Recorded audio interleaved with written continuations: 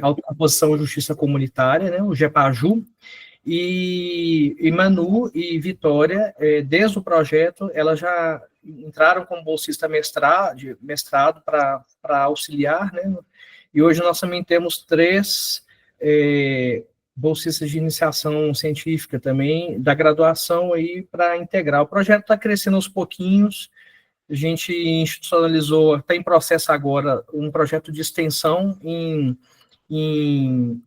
autocomposição e cultura da paz.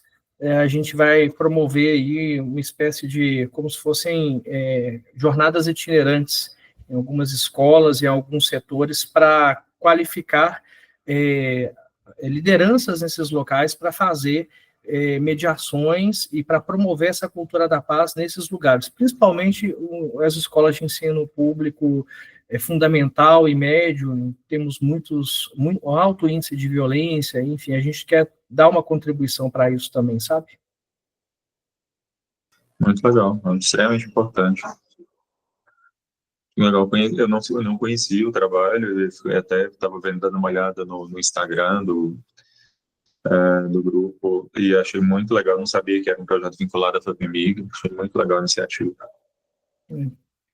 A gente está aí, como diz, plantando alguma coisa e já temos alguns desdobramentos já para uma próxima chamada já submetidos, para a gente dar uma continuidade, porque a ideia é a gente agora construir um aplicativo de alimentação real de dados dos núcleos de autocomposição, e a gente fez até uma parceria com um programa de modelagem computacional aqui, alguns professores, para nos ajudar a formatar um aplicativo para sugestionar o tribunal, alimentação real em tempo real, sabe? Dessas composições, assim, para ajudar nessas políticas públicas judiciárias. Muito legal. Legal demais. Muito bem. Bom saber também que vocês estão com o Dinter, né? Quem sabe até numa dessas eu até vou aí pelo Dinter, né? Mas seria excelente. Nossa, seria bom demais da conta, porque aí a gente faz também aqui uma programação específica para dentro do grupo, dentro do nosso projeto aí, seria muito bem-vindo, viu, Alexandre? Conversar lá com o pessoal, saber como é que está exatamente funcionando, né? Agora eu acabei de entrar, mas enfim, já, quem sabe dá certo. Muito bem. Como nós estamos aí, Vitória, Manu, estamos com... Já estamos com uma boa parte do grupo, professor, se o senhor quiser iniciar. Vamos inaugurar, então, iniciarmos aqui, né, o nosso espaço, cumprimentando a todos, né, a todos que estão aqui. Nós fizemos, Alexandre, também, uma divulgação junto ao PPGDS, ao curso de Ciências Sociais aqui da universidade, e a OAB daqui também fez uma divulgação também para os advogados da região. Então, assim, a gente organizamos, de certa maneira, na medida do possível, né, um mínimo de publicidade aí também para que essa fala ela fique também reverberando aqui também nas pessoas, e, enfim. Tá? Gente, então, uma boa noite a todas e todos, né, com uma satisfação enorme que a gente dá início aqui ao nosso 7º encontro do grupo de pesquisas em autocomposição e justiça comunitária da Unimontes. Esse 7º encontro, ele vai ser realizado também em parceria com a Comissão de Direitos Humanos da 11ª subseção da Ordem dos Advogados do Brasil aqui em Minas, e essa edição nós temos como um tema central a hipervulnerabilidades e o direito à saúde, os desafios da proteção integral de pessoas LGBT+, encarceradas no Brasil. Então, hoje nós temos aí a satisfação, a alegria, o carinho de receber um convidado que tem uma trajetória acadêmica e um compromisso com os direitos humanos, e isso fala por si, né? Não apenas o Lattes, mas a apresentação, a acolhida das palavras e a hospitalidade também em se dirigir a nós aqui no norte de Minas. É o professor doutor Alexandre Gustavo Melo Franco Bahia. O professor Alexandre, Ele é doutor em Direito Constitucional, professor da Faculdade de Direito da Universidade Federal de Minas Gerais. Ele é pós-doutor pelo Instituto de Saúde Pública da Universidade do Porto, em Portugal, e ele também é coordenador do grupo de pesquisa Direito e Saúde LGBT+. Então, a atuação do professor Alexandre, ela é bastante destacada por além de uma excelente formação teórica, mas, sobretudo, pelo compromisso ético com temas da diversidade, da saúde, da dignidade das populações hipervulneráveis. Isso, para nós, tem uma relevância enorme quando nós tratamos também no campo das autocomposições, né, da justiça restaurativa, de todas as formas diversas de se resolver problemas em sociedade. Então, o professor Alexandre, ele é uma excelente referência em estudos que conectam direito, saúde e populações LGBT+, especialmente naquilo que se refere à temática que vai ser problematizada aqui hoje, ao sistema prisional e às políticas públicas relacionadas aos encarcerados. Professor Alexandre, seja muito bem-vindo. É uma alegria recebê-lo e eu tenho certeza que a sua presença aqui não só vai ser a primeira de muitas, eu espero, de coração, né? O senhor engrandece aqui o nosso espaço de comunicação, nosso espaço dialógico, e que bom que veio trazer para nós algumas reflexões, um diálogo bastante. A palavra está com o senhor. Muito obrigado. Obrigado, boa noite. Eu queria agradecer o convite que foi feito pelo Rafael, através aí da Vitória. A Vitória tem estado lá no meu grupo, né, de pesquisa. Eu tenho uma alegria muito grande de poder falar para Unimontes, para todas as pessoas de Montes Claros e da região. Acho que a Unimontes tem um trabalho excepcional no norte de Minas, de levar a educação de qualidade pública, gratuita de qualidade. É isso que a gente... essa é a minha paixão também, não é? A educação é certamente a minha paixão. E também muito feliz de estar não só compartilhando esse momento com o núcleo, né, com o núcleo de pesquisa em autocomposição e justiça comunitária, mas também com a OAB local, já que eu também estou na presidência da Comissão da Diversidade Sexual e Gênero da OAB de Minas. E aí está com a Comissão dos Direitos Humanos de Montes Claros. Para mim é uma felicidade muito grande. Eu acho que a gente precisa estreitar os laços, né? Eu vou, se vocês me permitem, só seguir aqui deixa eu ver se eu consigo compartilhar uma apresentação, só para eu... Na verdade, é mais para mim, para eu não me perder, para eu me guiar aqui e não ficar falando demais. Vejam aí se vai aparecer, que eu acho que eu vou... Tá aparecendo, né? Apareceu. Perfeito. Ok. Então, deixa eu só colocar aqui em tela cheia. Beleza, então, a minha ideia, né, como já foi falado pelo Rafael, é de falar sobre a questão do direito à saúde, pessoas LGBT, e especificamente falar de pessoas LGBT encarceradas. Então, eu achei o título que foi dado, né, pelo grupo super interessante, porque a gente está falando realmente de vulnerabilidades, né? Pessoas encarceradas estão em situação de vulnerabilidade, pessoas LGBT, principalmente quando a gente pensa em pessoas trans e travestis, estão numa situação de vulnerabilidade. Quando a gente soma essas duas situações, o que é chamado de interseccionalidade, né? E aí quando você soma isso também a questões de cor, de escolaridade, e a gente vai ter, então, uma situação de hipervulnerabilidade.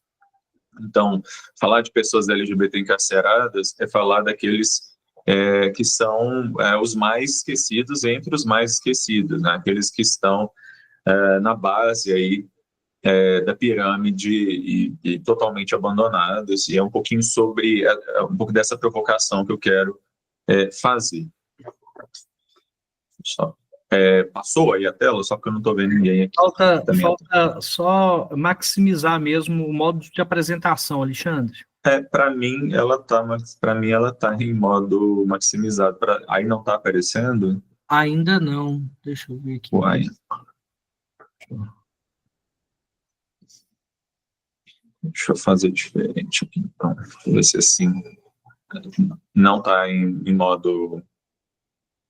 Ainda não está.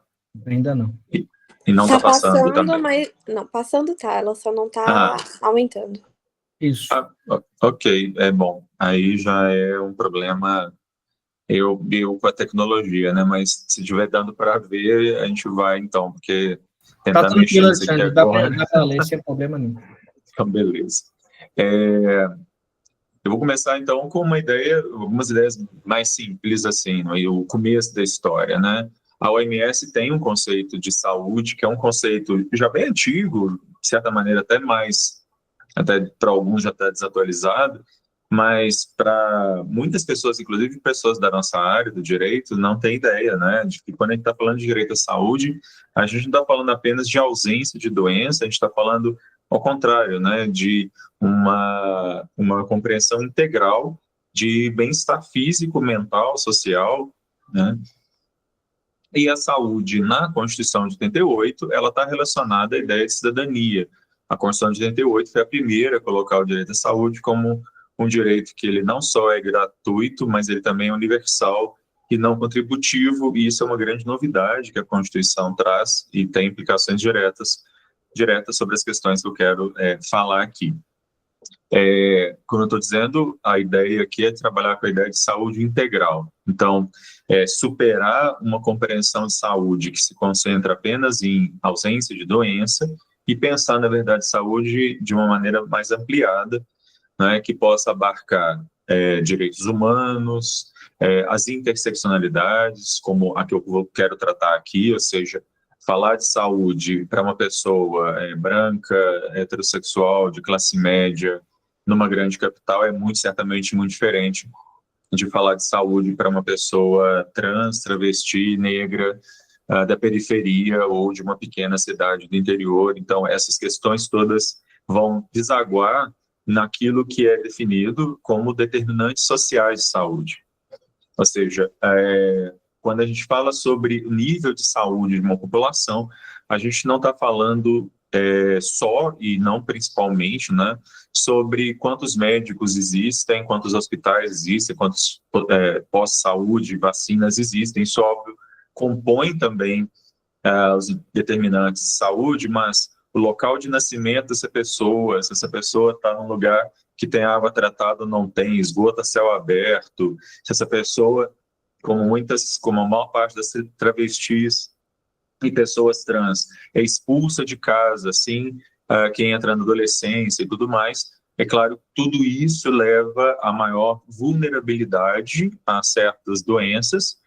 Então, a ideia de determinantes sociais de saúde é uma ideia importante para a gente poder entender em que sentido que eu quero tratar aqui a questão da saúde. Falando especificamente sobre questões LGBT+, né, eu tenho aqui um histórico para a gente perceber que a despatologização de ser LGBT+, é muito recente na história da medicina como uma tecnologia de poder aí do Estado, dizer quem é são e quem não é, quem é cidadão pleno e quem não é, quem é louco, né, inclusive.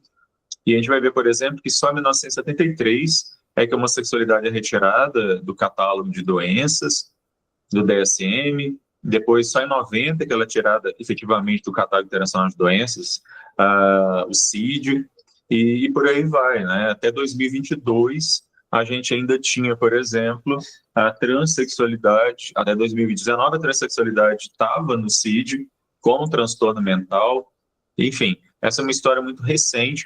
O Conselho Federal de Psicologia está no meio dessa história aqui, com algumas resoluções muito importantes, bastante inovador, na verdade, mas a gente percebe que essa é uma história muito recente, né?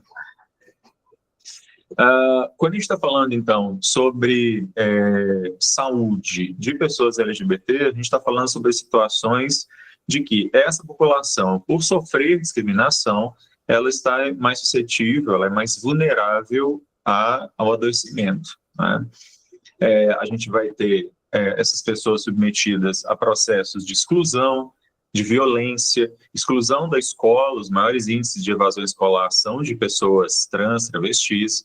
A gente vai ter os maiores índices de violência também, violência contra pessoas LGBT em geral, mas especificamente contra pessoas trans, travestis, são dados são muito maiores do que do restante da população, e tudo isso leva a uma maior vulnerabilidade em termos de saúde. Como eu disse, o tempo todo, essa análise ela precisa levar em consideração o entrecruzamento de vulnerabilidades, né? Questões de cor, classe social, escolaridade, e mais especificamente, que é meu tópico aqui, a questão do encarceramento.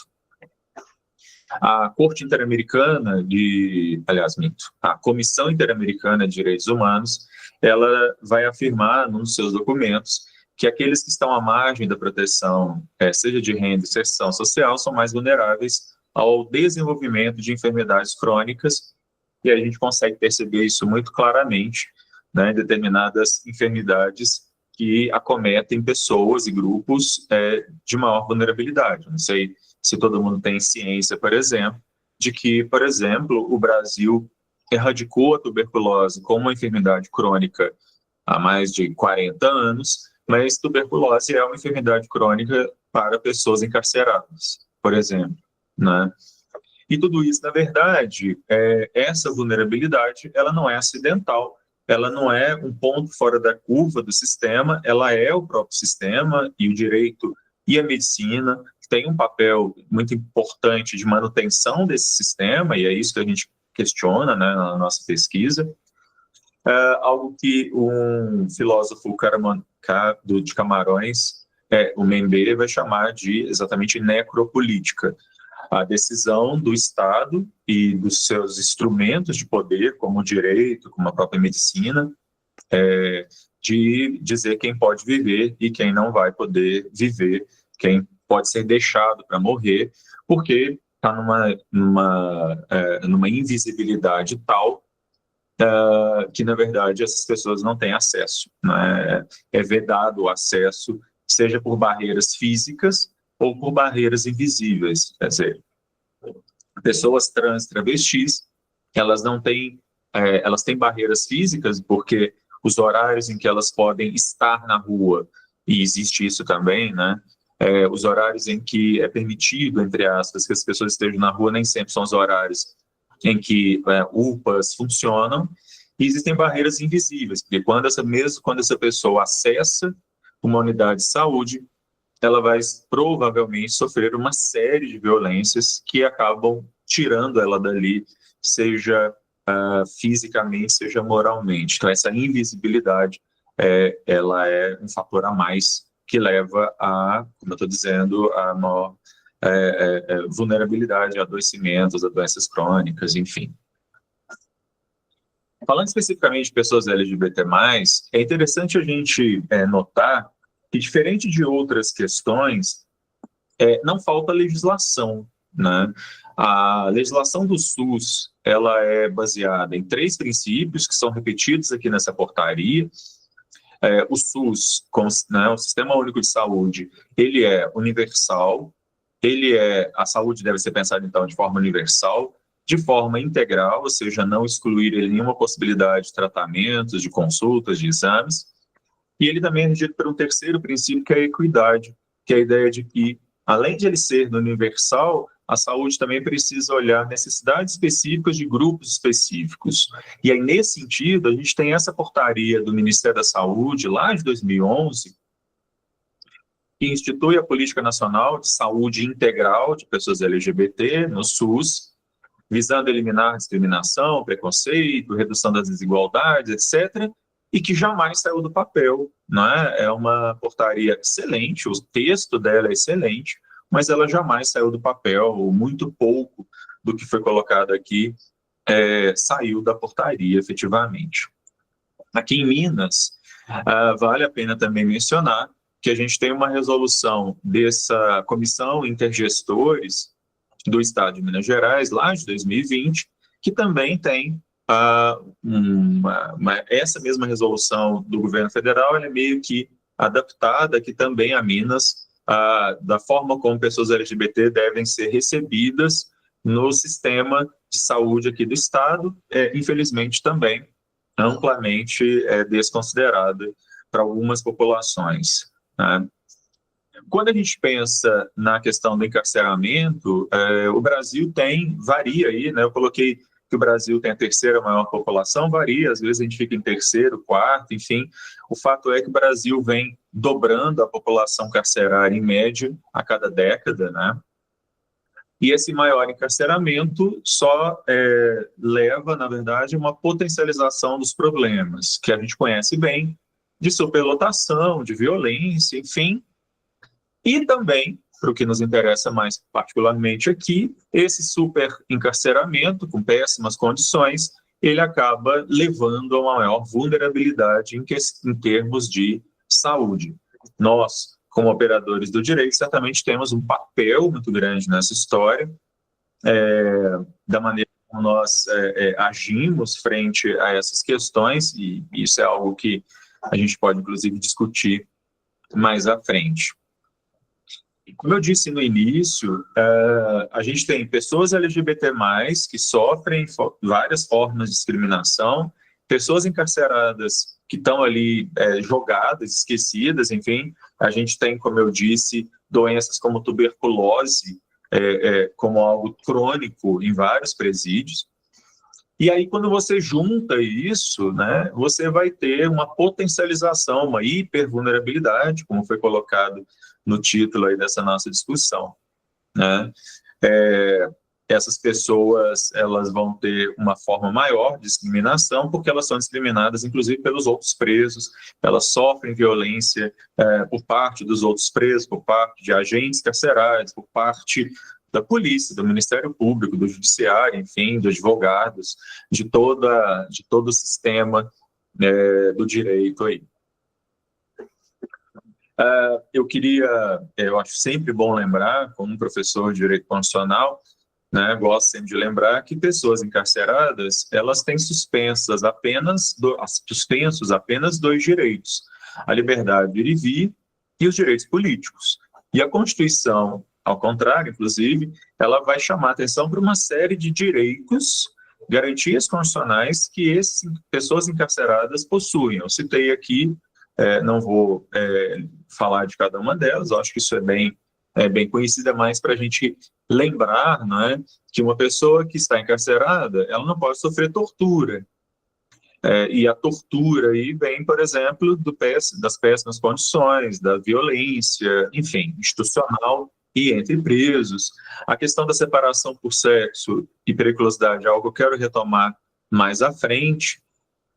Também vale a pena a gente lembrar uma convenção internacional chamada de Regras de Mandela, que ficou conhecida com esse nome, né, por causa do Mandela, enfim, e a regra 24, ela fala especificamente sobre a responsabilidade do Estado com relação à garantia de saúde das pessoas encarceradas. Esse documento é um documento pouquíssimo utilizado pelos profissionais do direito, por nós, profissionais do direito, nas nossas petições, nossos artigos, nas nossas produções. Acho que a gente precisava usar mais o chamado direito internacional dos direitos humanos, como, por exemplo, as regras de Mandela, que vão, mais uma vez, reforçar a questão da saúde, do direito à saúde. Uma legislação extremamente importante e extremamente violada no Brasil é a Lei de Execução Penal. Eu sempre gosto de lembrar que a Lei de Execução Penal é uma legislação ainda da época da transição da ditadura para a democracia. Ela é anterior à Constituição de 88 e, ainda assim, ela é uma legislação extremamente garantista. Eu sempre falo com meus alunos que, se nós alcançarmos o cumprimento efetivo da Lei de Execução Penal, a gente precisa nem alcançar o nível da Constituição, óbvio que seria o ideal, né? Mas se a gente alcançasse o nível de proteção da Lei de Execução Penal, nós teríamos o sistema carcerário anos-luz à frente do desastre, que é o que nós temos. E entre as várias questões que a lei fala, ela fala sobre a questão da saúde. Eu citei aí alguns dos artigos em que ela repisa a questão do direito à saúde, e isso numa época pré-SUS, não havia ainda o Sistema Único de Saúde, e ela já garantia o direito à saúde de pessoas encarceradas. Professor? Lembro também... Oi? É que os alunos estavam comentando aqui que a tela paralisou novamente.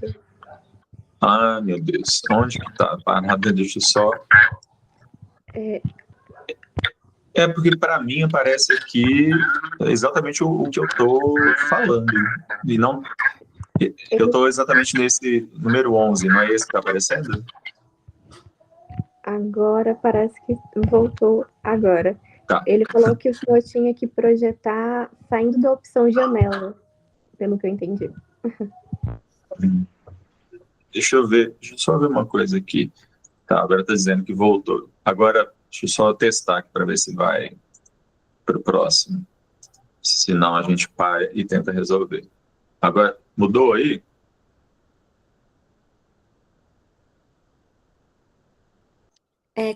Continua normal, mas está na página certa. Tá, beleza. Vamos tentando contornar e qualquer coisa vocês me falem. Um documento que eu acho também passa meio desapercebido pelos profissionais do direito, né, quem não se dedica à questão dos direitos humanos, é uma decisão, uma medida provisória, na verdade, da Corte Interamericana de Direitos Humanos, lá de 2018, sobre pessoas LGBT encarceradas. Ela é bem específica, ela fala sobre a questão de pessoas LGBT encarceradas no Brasil, e manda aí que o Brasil tome uma série de medidas com relação a isso, e inclusive questões de saúde, e é claro, a gente continua descumprindo totalmente aquilo que foi determinado pela Corte lá em 2018, né? Então, eu estou trazendo aqui uma série de documentos para mostrar, na verdade, que a gente tem, nesse sentido, não falta norma, né? Não falta norma mesmo, a gente tem muita coisa normativa. Mais ainda, né, a Política Nacional de Assistência Integral à Saúde de Pessoas Privadas de Liberdade, uma portaria lá de 2014, que vai garantir níveis mínimos aí de atendimento à saúde mental, inclusive, número de enfermeiros, psicólogos, médicos, dentistas, etc., por tipo de presídio, por número de pessoas encarceradas, e que é absolutamente descumprida o tempo todo. E, é claro, tudo isso, toda essa situação, leva o STF a tomar a decisão lá, a primeira decisão sobre o chamado estado de coisas inconstitucional, a DPF 347, né? Aqui é só uma citação do voto, de um dos votos, que vai falar que a gente está cansado de saber, né, que as prisões brasileiras são verdadeiros infernos dantescos, celas superlotadas, insalubres, etc., etc., né? Falta de água potável, produtos higiênicos básicos, enfim, não é nada que a gente não saiba, né? Ao lado dessa decisão da DPF 347, eu acho que vale a pena a gente mencionar a DPF 527, lá de 2018, que fala sobre, proposta de 2018, que fala sobre a situação de pessoas transgênero e travestis nos presídios brasileiros, exatamente sobre em que lugar que eu vou colocar essas pessoas, né, se é um homem trans, uma mulher trans ou uma travesti, se eu vou colocá-los, cada um deles aí, respectivamente, no presídio masculino, numa ala separada, obviamente, ou num presídio feminino, enfim. E é interessante que quando essa DPF foi proposta, não é que a gente não tinha legislação sobre isso, a gente já tinha uma resolução lá de 2014 que já falava sobre isso, sobre a questão de onde alocar essas pessoas, e em 2020 o CNJ aprova essa resolução 348, falando sobre a questão de pessoas LGBT encarceradas, inclusive falando sobre questões de saúde. A ação, ela começa em 2018, mas ela vai demorar um pouco aí para ser julgada. Em 2019, o ministro Barroso dá uma liminar ad referendum, que depois foi ampliada em 2021, em que ele vai estabelecer que pessoas, ele está pensando principalmente em pessoas travestis e transgênero, elas têm o direito de serem alocadas no local de acordo com a sua própria identidade de gênero, com aquilo que elas estabelecem, né, como sendo a sua identidade. Essa liminar tinha sido dada ad referendo. Isso foi, então, ampliado, como eu disse, em 2021, ano também em que o CNJ reformou a Resolução 348 para tentar meio que adaptá-la à liminar dada pelo ministro Barroso. Só que quando o tribunal se reúne efetivamente para julgar a ação, ele julga a ação improcedente porque entende que a resolução atual do CNJ, com as alterações feitas em 2021, já eram suficientes. O que foi estabelecido ali? Pessoas trans e travestis, elas têm o direito de serem ouvidas sobre o local em que elas vão ser colocadas, se no presídio masculino, em alas separadas, ou no presídio feminino, mas que a decisão final é do juiz ali, da execução, ele quem vai determinar no final das contas.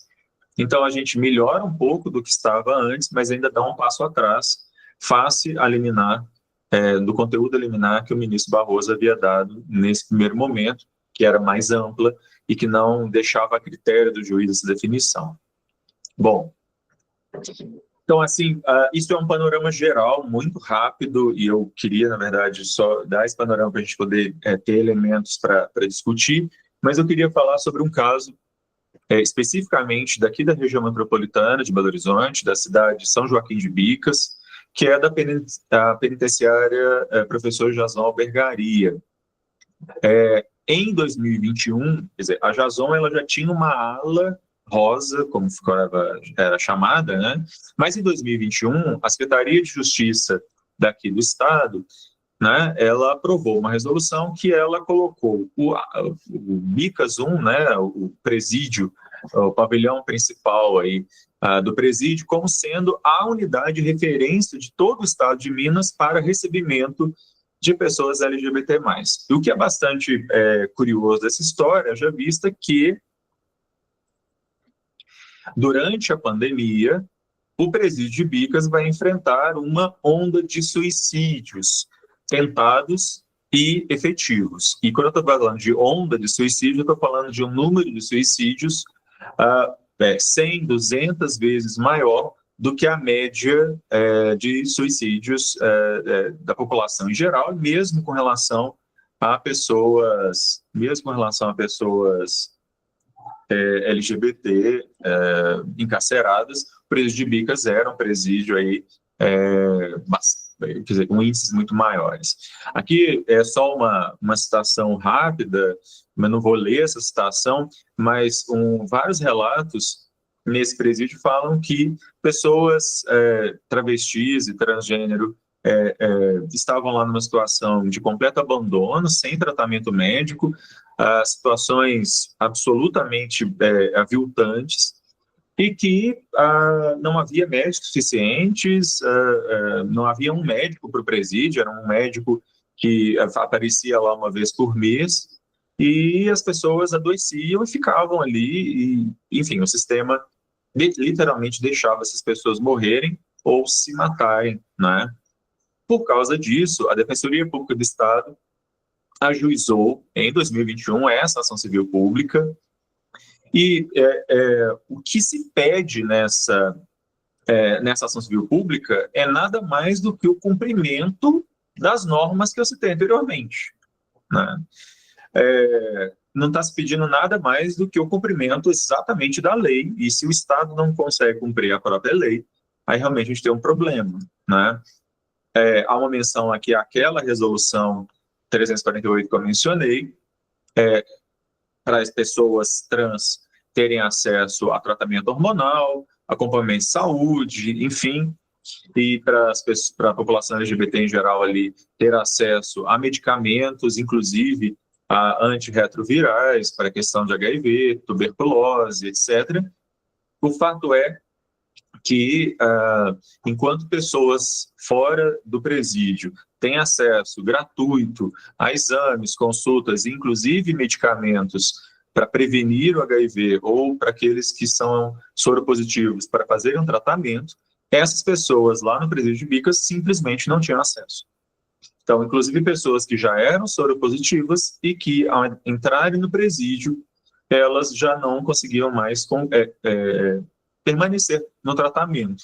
Pessoas que eventualmente já podiam até serem detectáveis e que voltam, então, a ter uma carga viral e podendo, inclusive, desenvolver a doença, né, a AIDS, enfim. Esse processo é um processo que ele tem uma história bastante triste, no final das contas.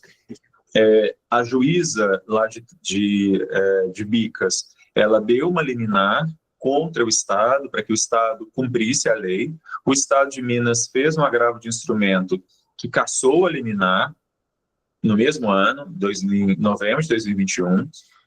Em julho de 2022, a juíza, então, interditou parcialmente o presídio.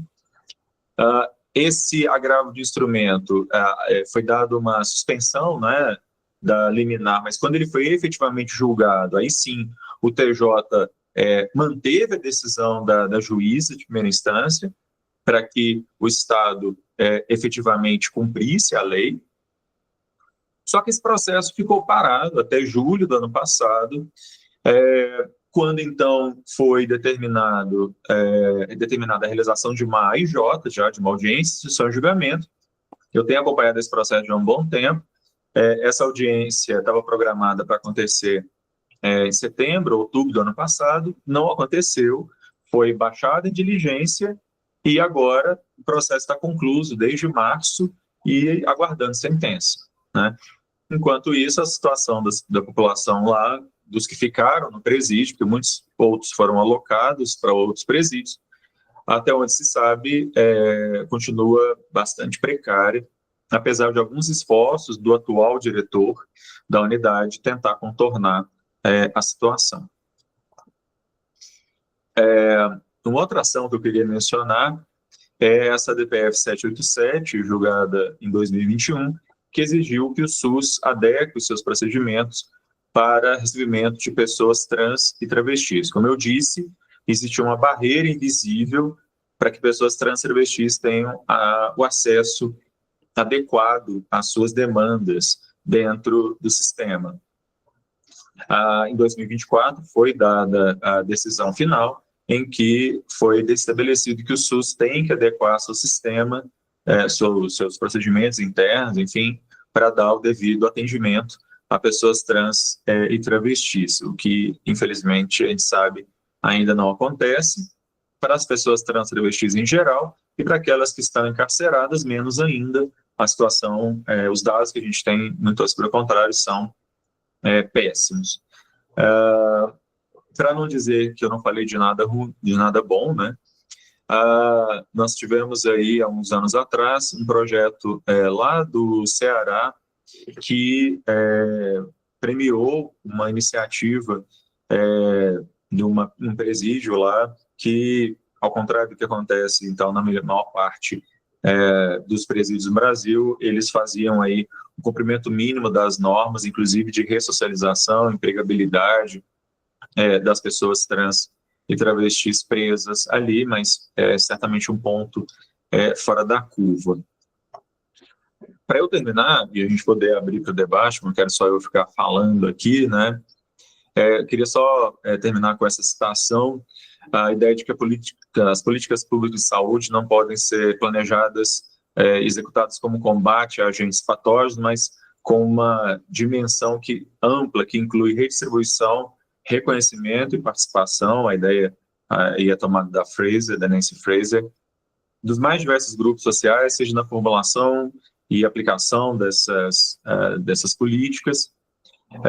Todas as pessoas envolvidas precisam participar, né, ter a possibilidade de participar para que sejam remediados e prevenidos as situações de vulnerabilidade em saúde. Isso, essa minha primeira participação, e agora eu fico à disposição para a gente poder debater.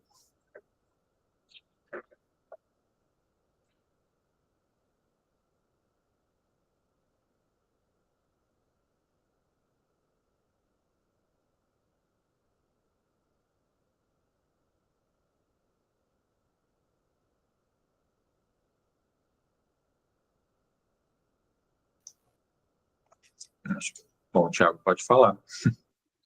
Então, boa noite, professor, boa noite, pessoal, professora Manu, professora Vitória, professor Rafael também. Primeiro, eu gostaria de agradecer, professor, pela exposição, e teve um trecho muito interessante que o senhor foi falando, eu fui me recordando de um momento formativo que nós tivemos aqui na universidade, com uma cientista social, o nome dela é Letícia Imperatriz, ela é graduada pela universidade, é uma mulher trans, e ela faz um trabalho muito relevante com relação às mulheres trans encarceradas. E ela citou, e eu fui me recordando assim, eu acho que se trata desse caso que o senhor trouxe, só que ela não citou qual era o presídio, o município, não sei se é por questões sigilosas, naquele momento, né, já tem um tempo isso, mas ela falou de um presídio em específico, que era referência em Minas Gerais e que estava tendo um alto índice de suicídio de mulheres trans, e ela foi uma das convidadas, inclusive, a fazer na época, a estudar o que estava acontecendo ali, né, e eu não sei se o senhor sabia, mas uma das respostas que eles tiveram era a questão do afeto das mulheres trans, e é um dos motivos, e a Letícia até falou, que é algo que ela tem investigado nos estudos dela, que é essa questão do direito ao afeto mesmo, que é negado, não somente no mundo externo, né, mas também dentro do cárcere, porque esse alto índice de suicídio estava vinculado à falta de afeto que as mulheres trans estavam tendo ali nas relações afetivas e sexuais, né, muitas delas com seus parceiros, elas estavam doando doando tudo que tinham, todo o dinheiro que recebiam de alguém, ou toda peça de roupa, alimento, até uma marmitex estava dando e ficando sem comer, em troca de uma forma de afeto, né? E aí muitas, em estado depressivo, acabaram, infelizmente, tirando sua vida. E eu recordei muito desse caso. Eu acredito que deva ser desse caso em específico, pela associação muito, muito semelhante, né? Mas, além desse comentário, eu gostaria de perguntar assim, para o senhor, coincidentemente, eu escrevi um breve resumo simples sobre esse tema na semana passada com a professora Vitória, e se não me engano, uma resolução de 2021 do CNJ falava muito sobre as propostas de mudanças, né? E eu gostei de uma frase que o senhor disse, que que lei já temos, né? E eu concordo com o senhor, assim, essa resolução eu achei belíssima em questão de conteúdo e profundidade e densidade. Mas de que forma o senhor acredita que dá para instigar, ou até, não só instigar, mas até mesmo condenar o Estado a fazer com que se efetive melhor as políticas públicas dentro do sistema prisional? A gente sabe que é dever do Executivo, não é mesmo, colocado dentro do orçamento, que posteriormente vai ser aprovado pela Câmara, mas de que forma o Poder Judiciário ele consegue fazer isso de modo mais incisivo, para que essas legislações que já existem, que já são belas na norma, fiquem mais efetivas na prática? Bem, obrigado, Thiago. Eu acho que o caso deve ser mesmo o caso de Bicas. Ele é um caso que foi bastante noticiado na época.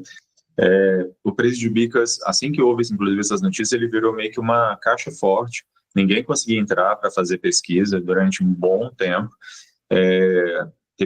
Tiveram várias negativas, inclusive um orientando meu, que queria fazer uma pesquisa em loco lá e não conseguia, né? O governo do estado, enfim, criava uma série de embaraços. Eu acho que, na verdade, o papel aí é de todos os operadores do direito, né? Uma coisa que a gente precisa resgatar no Brasil é o papel do Ministério Público nessa história, a responsabilidade do Ministério Público. Infelizmente, muitas vezes, e eu sei que existem boas exceções, mas muitas vezes o Ministério Público é o primeiro, na verdade, a ter um caráter punitivista com relação a essas questões. E a gente tem sempre que lembrar que ele é o guardião, não só da lei, mas ele é o guardião da Constituição. Então, o Ministério Público que precisa estar em cima, além da Defensoria, e a Defensoria Pública de Minas faz um papel super importante com essa ação civil pública, mas eu acho que todos os órgãos aí de Estado, todos eles têm que ter um compromisso com o cumprimento da Constituição, né? Então, eu acho que o Ministério Público tem que ser chamado à responsabilidade, o Tribunal de Justiça, enfim, todos os órgãos aí dos operadores do direito, como a gente gosta de dizer, né? E aí as comissões da OAB têm trabalhado de maneira bem interessante, as comissões de direitos humanos, de direito carcerário, a comissão da diversidade, enfim, a gente vem tentando aqui e ali empreender algumas mudanças, mas eu acho que a gente precisa lembrar aí aos órgãos de Estado, né, o Judiciário, o Ministério Público, enfim, que eles são os grandes responsáveis pela garantia do cumprimento mínimo, né? A gente não está falando aqui de nada para além do mínimo de dignidade, cumprimento mínimo de condições de vida para essas pessoas.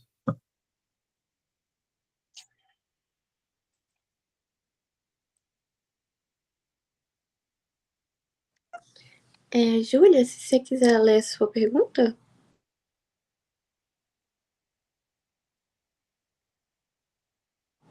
Tá, eu vou ler para você então. Professor, cursos preparatórios para agentes penitenciários seriam uma saída de interesse para tentar harmonizar mais esses pavilhões destinados à comunidade LGBT? Aqui no presídio de Moc passou a ter essa área específica, mas em visita técnica os policiais relataram uma certa lacuna. Destinaram essa área, mas sem orientação nenhuma para eles, como questões de tratamento, como lidar. Qual a sua opinião? Júlia, eu acho que sim, a gente precisa ter formação, né? Não adianta vir a norma lá do CNJ e falar como é que precisa ser tratado, etc., se a pessoa que está na ponta, que efetivamente é que vai receber, que vai lidar com essas pessoas, não tem a menor ideia do que seja travesti, do que seja transgênero, do que seja gay, sapatão, enfim, tem que saber mesmo, tem que ter um letramento aí, assim como a gente fala de letramento racial, para saber sobre racismo, precisa ter um letramento também sobre questões LGBT, mais saber do que se trata, enfim. Eu já tive a oportunidade de participar de curso na Polícia Civil de Minas há uns anos atrás, quando Belo Horizonte criou uma delegacia especializada, e o que eu pude perceber naquela época é isso, não é que as pessoas são más, muitas vezes, não é que as pessoas são maus funcionários, etc. É falta mesmo de saber do que se está falando, qual que é a realidade, enfim.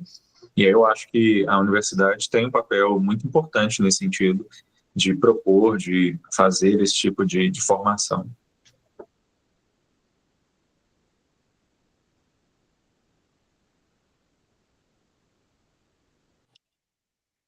Mais alguém do grupo gostaria de fazer alguma pergunta?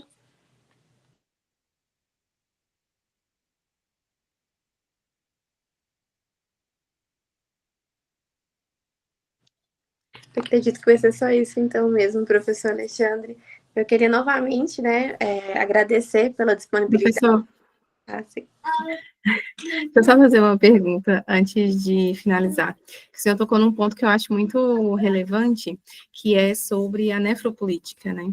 Quando a gente trata sobre essa invisibilidade desses corpos dissidentes, quando LGBTQIA+, e toda essa questão do gerenciamento da vida dessa forma seletiva, né, que a gente observa ali nas próprias políticas públicas e a forma como o Estado ele conduz o gerenciamento dessas situações. E o senhor, na sua posição de pesquisador e nesse segmento, eu queria te perguntar, na sua percepção, como é possível romper essa lógica de exclusão que estrutura a saúde pública brasileira, de modo a garantir, assim, políticas públicas para essa população? Não apenas existam, né, no papel, mas que, de fato, elas possam ser efetivas dentro do território e nessas regiões, principalmente nas regiões periféricas. Eu acho que é certamente um desafio, né? Lá na UFOP, quando eu estava na UFOP até o final do ano passado, estava tendo lá um projeto que chama PET, Educação pelo Trabalho, né, Projeto de Educação pelo Trabalho, que era vinculado ao Ministério da Saúde e que ele estava exatamente buscando fazer um diagnóstico sobre as dificuldades que pessoas, ou o conhecimento que pessoas profissionais da saúde daquela região têm sobre questões LGBT, por exemplo, sobre elas mesmas, inclusive sobre elas mesmas sendo pessoas LGBT, e como é que elas lidam com esse público, para então a proposição de cursos de formação. Eu realmente acredito que a mudança vem pela educação, acho que a gente precisa de capacitação, de formação dessas pessoas, porque isso é algo que eu fui bastante surpreendido quando eu comecei a estudar essas questões de saúde lá atrás, é de que a maior parte da formação das pessoas que formam nas áreas de saúde no Brasil, eles não têm qualquer formação, inclusive, sobre questões de sexualidade e gênero. E é impressionante, porque assim, a gente imaginar que no direito não haja isso é péssimo, mas é meio que esperado, né? Infelizmente, está mudando, mas infelizmente ainda é muito comum. Mas nas áreas da medicina, da enfermagem, enfim, imaginar que essas pessoas se formam sem saber o que é uma pessoa trans, por exemplo, porque de repente ela vai receber lá um homem trans grávido e ela não vai saber o que ela faz para a pessoa, né? Enfim, então, assim, realmente eu acho que falta formação. E aí a minha aposta no primeiro momento é na questão da formação, para a gente depois ver o que falta depois disso. Mas no primeiro momento, me parece que a formação ela é a base mesmo.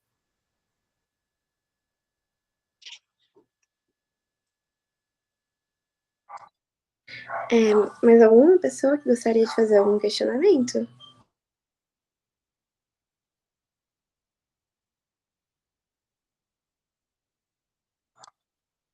Então, acho que é só isso mesmo, professor. Como eu tinha dito, eu agradeço a disponibilidade. O professor Rafael pediu para agradecer em nome dele também, que ele tinha um horário agora noturno. E espero que a gente possa ter mais contribuições no futuro. Quem sabe, né? O senhor vindo no dia Inter pela UFMG, vai ser um prazer tê-lo conosco. Muito obrigada. E todos os colegas presentes, sigam a página do Direito de Saúde da UFMG, o projeto do professor. Tem encontros, né, professor, durante os e é um debate muito enriquecedor. Acho que todos vão adorar. Obrigada. Eu agradeço pelo convite. Inclusive, o nosso grupo tem não só a página no Instagram, mas todas as reuniões são gravadas. Então, quem quiser conhecer as nossas discussões, tem lá no YouTube todas as nossas reuniões, mais de 4 anos aí de reunião. Enfim, obrigado pelo convite. Espero poder estar junto mais outras vezes para a gente continuar debatendo essas questões. Muito obrigada. Uma boa noite a todos. Obrigado, gente. Boa noite.